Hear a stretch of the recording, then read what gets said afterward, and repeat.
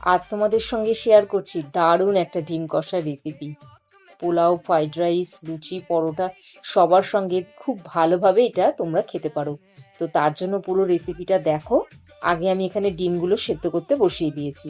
আর ওইদিকে কড়াইতে অল্প একটু সর্ষের তেল দিয়ে তার মধ্যে কুচি করে রাখা পেঁয়াজ, গোটা রসুন, দু একটা কাঁচা লঙ্কা, কাজু বাদাম দিয়ে ভালো করে ভেজে নিয়েছি। খুব লাল করে কিন্তু এখানে ভাজিনি। এবার ডিম এদিকে সেদ্ধ হয়ে গেছে, ডিমের খোসা ছাড়িয়ে নিয়েছি। এবার ডিমের মধ্যে দিয়েছি হলুদ আর কাশ্মীরি লঙ্কার গুঁড়ো দিয়ে ভালো করে ডিমগুলোকে মাখিয়ে নিয়ে রেখে দিয়েছি। মিক্সিং জারের মধ্যে ভেজে রাখা পেঁয়াজ, আদা আর টক দই দিয়ে একটা খুব স্মুথ একটা পেস্ট বানিয়ে নিয়েছি।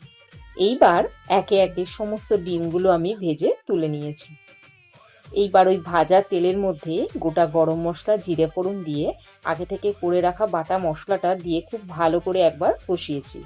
এইবার একে একে হলুদ, ধনের গুঁড়ো, কাশ্মীরি লঙ্কার গুঁড়ো, লাল লঙ্কার গুঁড়ো, আন্দাজ মতো নুন আর চিনি দিয়ে ভালো করে কষিয়ে যখন তেল বেরিয়ে এসছে এর মধ্যে দিয়ে দিয়েছি জল আর ভাজা ডিমগুলো।